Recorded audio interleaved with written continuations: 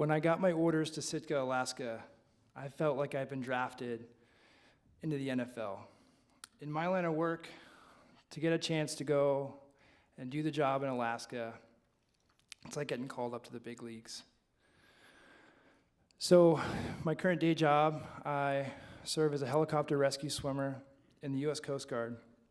It's a pretty tough job to get.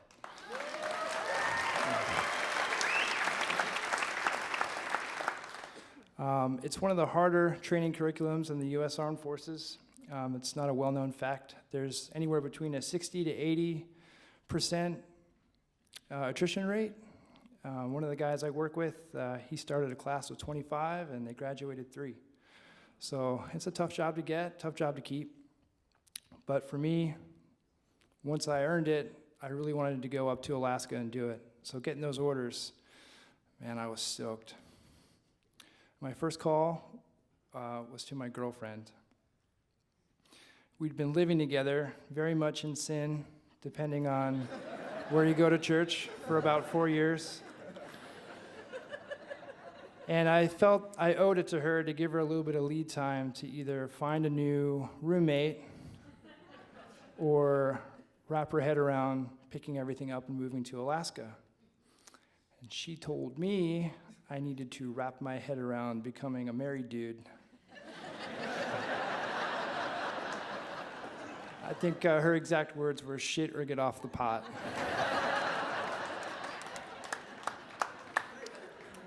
My second call was to my mom. And I called her, and I was so excited. And she didn't reciprocate that excitement. She has been married to my dad. He's a Navy man. He did 27 years in the military. And I figured she just knew what the move involved, and I was going to be far away. So I told her, hey, we'll be back. Don't worry, you'll see us. It's going to be okay. So she's very supporting. She's very loving. But there was this somber tone when I told her we'd be leaving to go up to Alaska. So we got married and packed up all our things and moved across country. We honeymooned in Banff, which is incredible if anybody's ever been up there. It was beautiful, and it really kind of set the stage to what we were getting ourselves into. The only way to get to Sitka is by boat or by plane. So we drove to a little port town in BC and got on a ferry, and off we were. We were going to Sitka. A couple days later, at around 11 o'clock at night, the sun was still up. It was just starting to go down. We pull in to the ferry terminal at Sitka, and there's a mountain and trees, and it's one of the most beautiful things we've ever seen. We pull into the ferry terminal, and all the guys in the rescue swimmer shop were there on the pier to greet us. And it was a warm welcome, and it really set the stage for our whole tour up there. It was really incredible. And the job itself, man, I checked all the boxes. So anything that I would want to do as a rescue swimmer, I got to do up there. I got to pull a mariner out of a life raft, which is something you train for all the time in school, and you never think it's going to happen. So I was super stoked to get a chance to do that. I pulled a 19-year-old kid out of a Rubbermaid fish tote.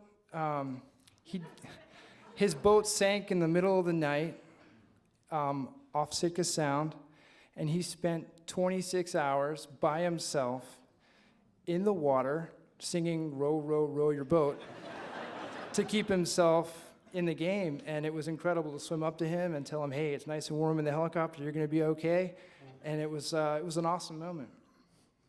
I got to pull people off knife edge mountain ridges, which you think rescue swimmer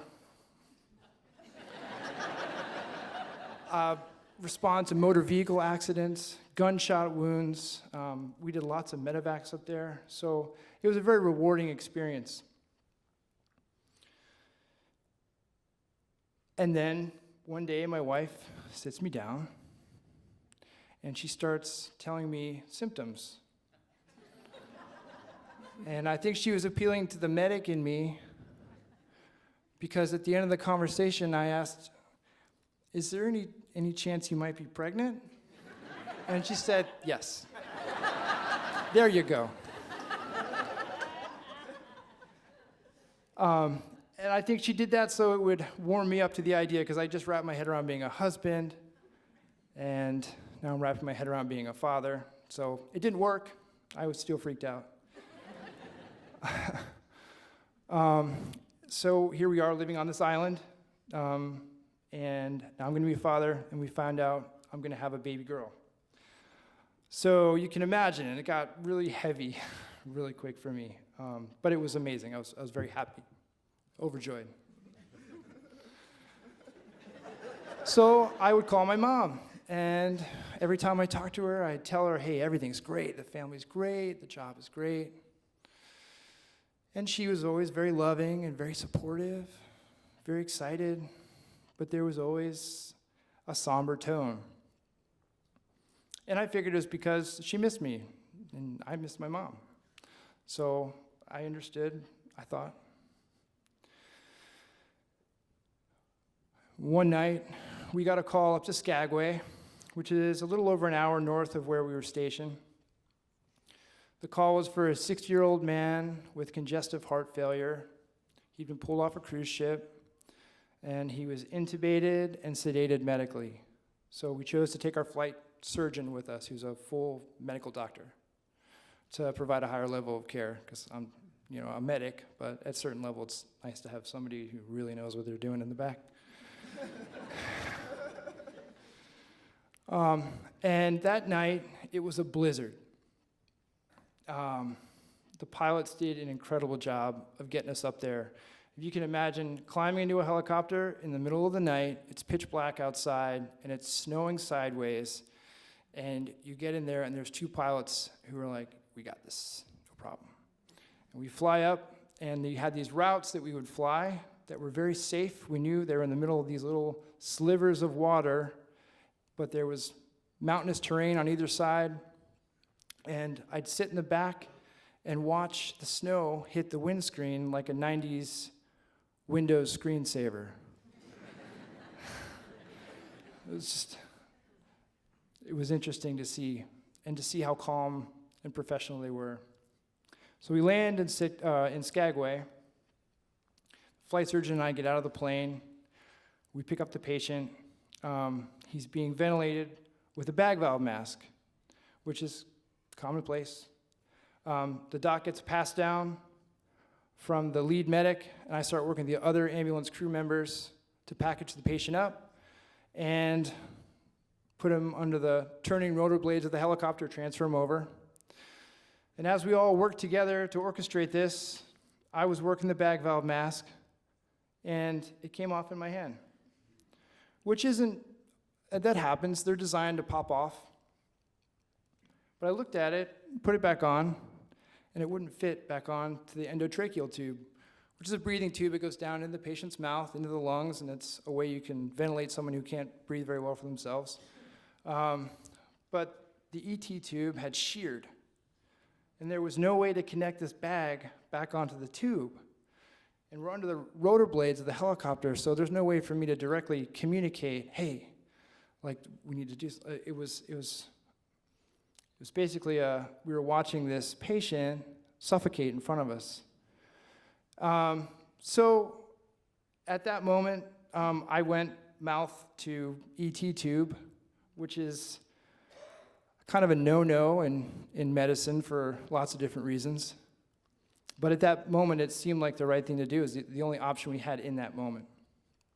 And the flight surgeon realized what was going on, and he and I worked real closely together to change out the bad ET tube while ventilating, mouth to straw, and put in a new ET tube. So once we were able to do that, we took off, flew to Juneau, and the patient's vital signs actually improved under our care. And the flight surgeon and I had never seen anything like that. He'd never seen anything. I've never seen anything like that. And by the time we delivered the patient to Juneau, he went on that evening to go to Seattle, and he survived. And we couldn't believe it.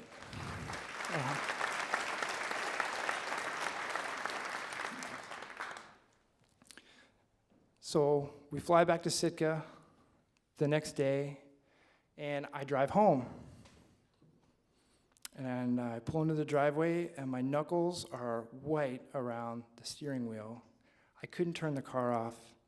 I was terrified. I was petrified that by exposing myself on that case, that I would pass something to my wife. Or she's like 6 months pregnant at the time. And it was the first time in my career that I realized that the decisions I make on the job don't just affect me. They affect my family now. I'm a family man now. It was a paralyzing moment. And I live this job. The motto of the helicopter rescue swimmer is "so others may live." I have it tattooed on my leg. I live this. I don't make sense at the bank. I make sense cold and wet and stuffed into the back of a helicopter. That's where I exist. And I, in that moment, was a little lost. So I called my dad. He's a trauma surgeon, and I trust his advice more than anybody. And he picked up the phone, and he said to me, "I'm proud of what you do, and there's a very small chance that you contracted anything. So get checked, follow your protocols, but you need to go in that house, and you need to be a husband, and you need to be brave for your wife." And so I did. I turned the car off, opened the door, and I went inside and told my wife I loved her. And we did not talk about bloodborne pathogens over dinner.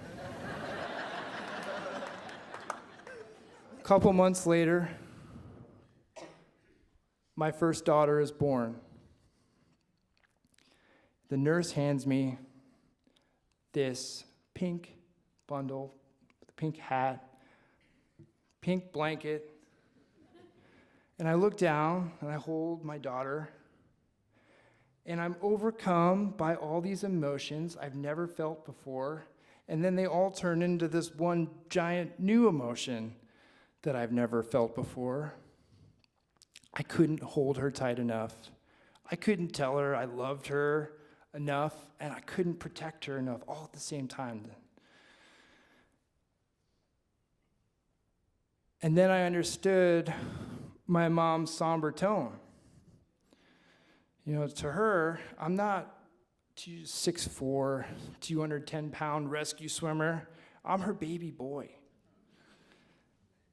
And I didn't realize that until that moment. So that night, we slept together for the first time as a family in the hospital. And in the morning, I called my mom, and I apologized to her.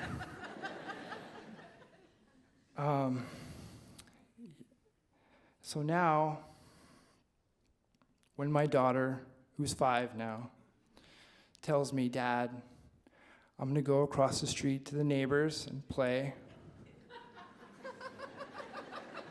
I'll grit my teeth, and in a somber tone, I'll say, "Okay. Thank you guys so much."